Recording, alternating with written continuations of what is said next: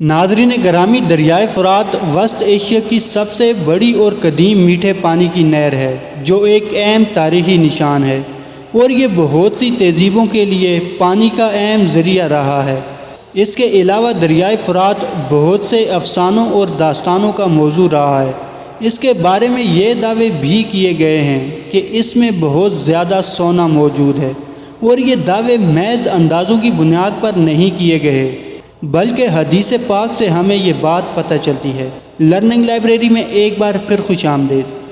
ایک روایت کے مطابق نبی اکرم صلی اللہ علیہ وسلم نے فرمایا، قیامت اس وقت تک قائم نہیں ہوگی جب تک کہ دریائے فرات سے سونے کا پہاڑ نہ نکل آئے، جس پر لڑائی ہوگی اور ہر 100 میں سے 99 آدمی مارے جائیں گے۔ ان میں سے ہر ایک یہ سوچے گا کہ شاید میں بچ جاؤں۔ ناظرین گرامی، پچھلے کئی سالوں سے دریائے فرات خشک ہوتا جا رہا ہے۔ عراق میں اس دریا کا 40% پانی خشک ہو چکا ہے۔ دریائے فرات ترکی سے ہوتا ہوا عراق کی طرف جاتا ہے۔ جب ترکی اپنے ڈیمز میں پانی کا ذخیرہ کرتا ہے تو اس کی وجہ سے بھی عراق میں پانی کا بہاؤ کم ہو جاتا ہے۔ اس کے علاوہ موسم کی تبدیلیاں بھی دریائے فرات کے خشک ہونے کی ایک اہم وجہ ہیں۔ ناظرین، حال ہی میں ایک ویڈیو وائرل ہوئی ہے جس میں دیکھا جا سکتا ہے کہ دریائے فرات کے کنارے بہت سارے لوگ اکٹھے ہیں اور وہاں سے سونے کے ٹکڑے اٹھا رہے ہیں۔ وہ دراصل دریائے فرات کا کنارہ تھا جہاں موسمی تبدیلیوں کی وجہ سے پانی کا بہاؤ کم ہو گیا اور پانی کے نیچے سے سونا نمودار ہوا۔ وہاں سونے کے چھوٹے چھوٹے ٹکڑے تھے جنہیں لوگ اپنے ساتھ لے جانے کی کوشش کر رہے تھے۔ وہ سونا اتنی آسانی سے اٹھا رہے تھے جیسے پتھر اٹھا رہے ہوں۔ یہ واقعہ صرف اس لیے اہم نہیں ہے کہ قیمتی دھات اس طرح دریا کے اندر سے لوگوں کے ہاتھ لگی، بلکہ یہ بہت بڑے واقعے یعنی دنیا کے ختم ہونے کی نشانی ہے۔ حضرت محمد صلی اللہ علیہ وسلم نے دریائے فرات سے سونا نکلنے کو قیامت کی نشانی بتایا، اور ایک حدیث بھی دریائے فرات کے نیچے دبے ہوئے سونے کے بارے میں موجود ہے۔ صحیح مسلم حدیث نمبر 7275 کے مطابق حضرت محمد صلی اللہ علیہ وسلم نے فرمایا کہ دریائے فرات سونے کے پہاڑ کو ظاہر کر دے گا۔ جو شخص وہاں موجود ہو اس میں سے کچھ نہ لے۔ اس حدیث کے مطابق دریائے فرات ایک دن سونے کو ظاہر کرے گا، اور ایک نصیحت بھی کی گئی ہے کہ ہمیں اس سونے کے پہاڑ سے کچھ نہیں لینا۔ بے شک مال اور اولاد انسان کے لیے آزمائش ہیں۔ وہ سونا جو اس دریا کے نیچے سے نکلا تھا، نصیحت یہ تھی کہ اسے نہ لیا جائے، مگر ویڈیو میں واضح طور پر نظر آ رہا ہے کہ لوگ جوک در جوک وہاں پر آئے اور اپنی تھیلیاں بھر بھر کر سونا لے گئے۔ دریا کے نیچے سے نکلتا ہوا سونا لوگوں کے لیے آزمائش ہے کہ کون حدیث کے مطابق چلتے ہوئے وہ سونا نہیں لے گا، اور کون اس حدیث کے خلاف جا کر لالچ میں وہ سونا بھر بھر کر اپنے ساتھ لے جائے گا۔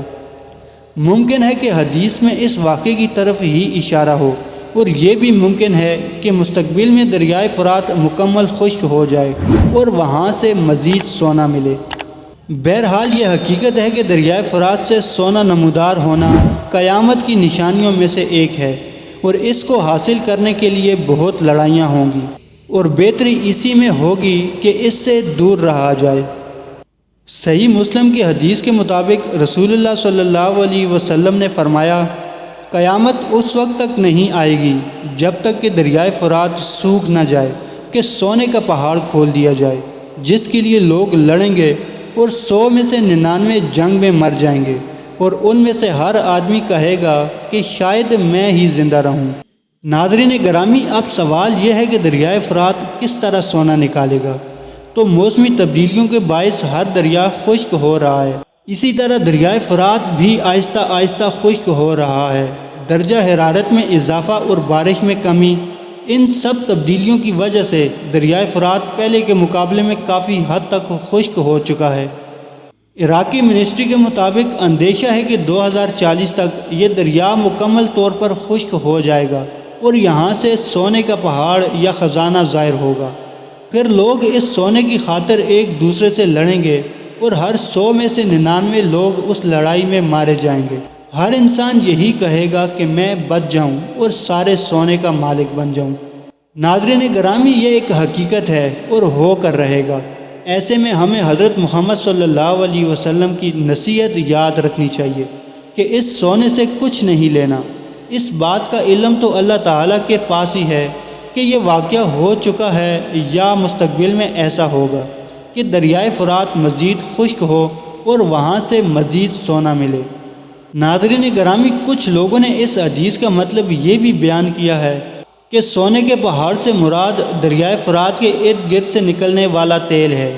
وہ تیل چونکہ بہت اہمیت کا حامل ہے اور اس کی تقریباً ویسے ہی قدر اور اہمیت ہے جتنی رسول اللہ صلی اللہ علیہ وسلم کے زمانے میں سونے کی تھی، تو ممکن ہے کہ اس سے مراد تیل ہو۔ بہرحال ہم جان گئے ہیں کہ دریائے فرات سے ایک خزانہ ظاہر ہوگا۔ یہ قیامت قریب آ جانے کی ایک نشانی ہوگی۔ اس کو بنیاد بناتے ہوئے کئی مذہبی اسکالرز نے امام مہدی کے ظہور کی پیشگوئیاں بھی کرنا شروع کر دی ہیں۔